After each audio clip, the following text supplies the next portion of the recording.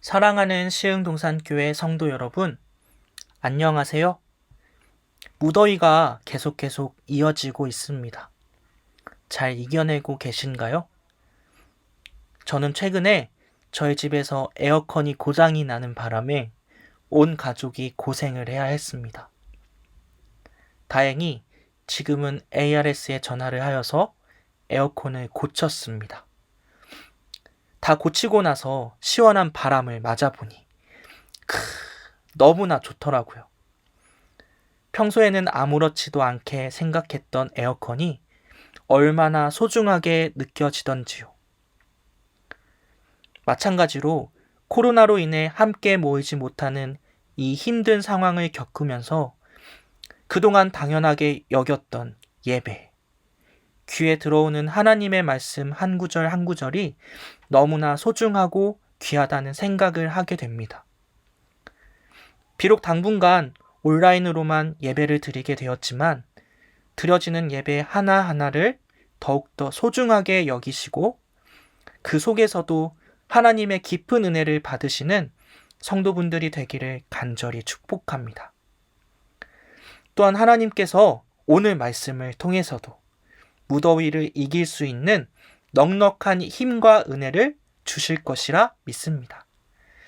자, 그럼 오늘 2021년 7월 30일 시동을 위한 메시지 지금 시작합니다. 오늘 우리에게 주실 하나님의 말씀은 이사야 51장 9절에서 16절까지입니다. 이사야 51장 9절에서 16절. 오늘 말씀에서는 이사야 선지자가 하나님의 백성들에게 하신 약속을 이루어 달라고 간절히 부르짖고 있고 하나님께서는 그 기도에 응답하고 계십니다.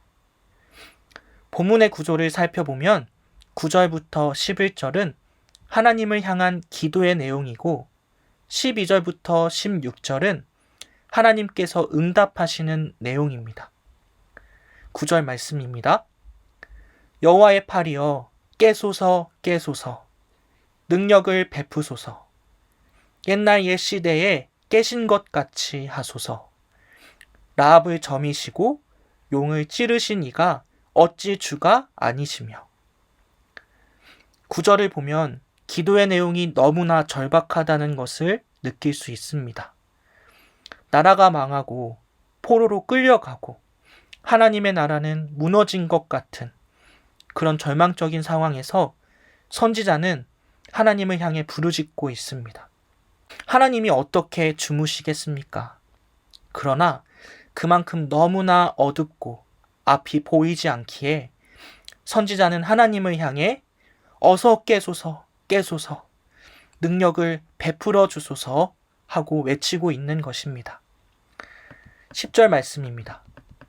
바다를 넓고 깊은 물을 말리시고 바다 깊은 곳에 길을 내어 구속받은 자들을 건너게 하신 이가 어찌 주가 아니시니이까. 10절의 말씀을 보면 한 이미지가 불쑥 떠오릅니다. 맞습니다. 바로 홍해를 건넌 사건이지요.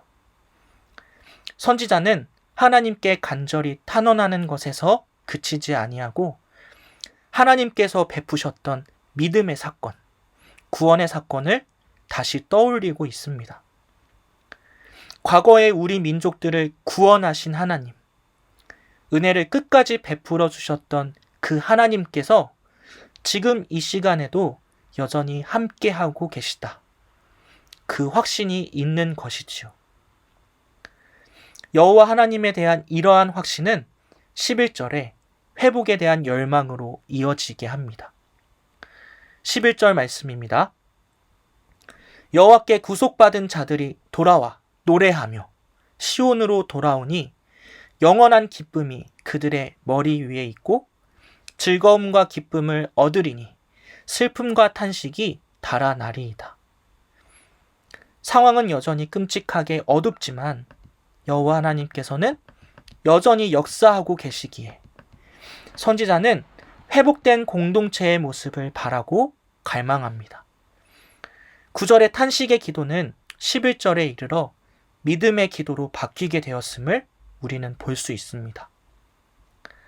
사랑하는 성도 여러분, 이 말씀의 내용처럼 우리의 눈으로 볼 때 하나님께서 마치 고통 속의 나를 홀로 내버려 두신 것 같은 끔찍한 느낌을 받을 때가 있을 것입니다. 그러한 상황에 직면할 때 우리는 어떻게 해야 할까요? 답은 너무나도 간단합니다. 하나님께 솔직하게 나아가는 것입니다. 하지만 신앙생활을 하면 할수록 하나님께 솔직하게 나아간다는 것이 얼마나 어려운지 느끼게 됩니다. 특히 너무나 아프고 힘든 상황에 있을 때 말이죠. 그렇기 때문에 우리는 선지자의 기도를 기억해야 합니다. 아무리 어둡고 어렵다 하여도 하나님께서 나에게 약속한 말씀, 나에게 베푸셨던 은혜, 믿음의 사건을 기억하고 과거에 역사하셨던 그 하나님이 지금도 역사하심을 굳게 믿고 나아가야 합니다. 탄식의 기도가 믿음의 기도로 바뀌게 되는 놀라운 은혜가 성도 여러분께 있게 되기를 간절히 축복합니다.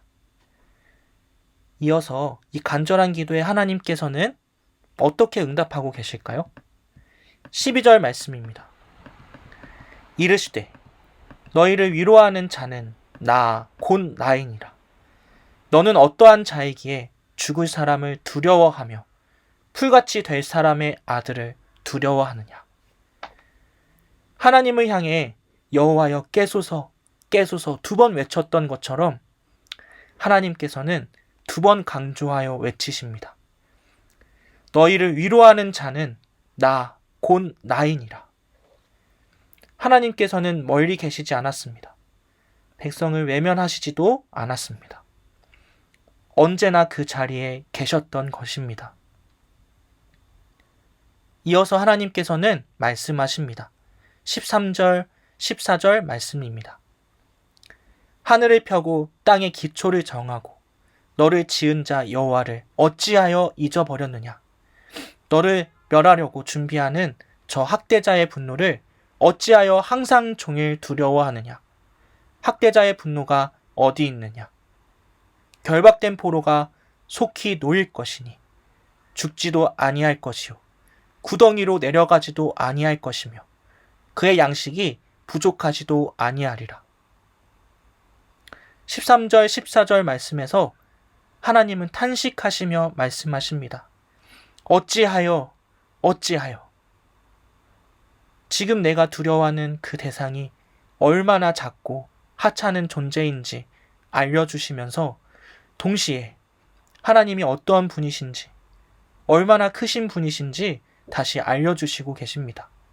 사랑하는 성도 여러분, 두려움을 이겨낼 수 있는 힘이 우리에게 있을까요? 어떤 사람들은 말합니다. 두려움? 그건 네가 어떻게 마음먹느냐에 따라 달라질 거야. 네가 어떻게 해석하느냐에 따라 달라질 거야. 이 말도 생각해보면 일리가 있습니다. 분명 해석하는 힘이 보는 관점을 다르게 만들어주기도 하니까요.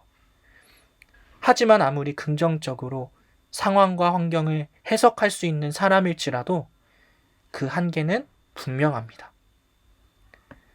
우리 그리스도인들은 이렇게 말해야 합니다. 두려움? 그건 네가 누구를 바라보느냐에 따라 달라질 거야. 우리가 하나님을 바라보기 시작할 때, 하나님의 손을 붙잡기로 결심할 때 우리 안에 남아있는 두려움은 아무런 문제가 되질 않습니다. 왜냐하면 두려움보다 더 크신 하나님께서 우리 안에 계시기 때문입니다. 이어서 15절 16절 말씀입니다. 나는 내 하나님 여호와라. 바다를 휘저어서 그 물결을 뒤흔들게 하는 자이니 그의 이름은 만군의 여호와니라. 내가 내 말을 내 입에 두고 내 손 그늘로 너를 덮었나니 이는 내가 하늘을 펴며 땅의 기초를 정하며 시온에게 이르기를 너는 내 백성이라 말하기 위함이니라. 이 말씀처럼 하나님께서는 바다를 휘젓고 뒤흔들게 하시는 놀라운 능력의 하나님이십니다. 그리고 하늘과 땅의 기초를 정하시는 세상 모든 만물의 주인이 되십니다.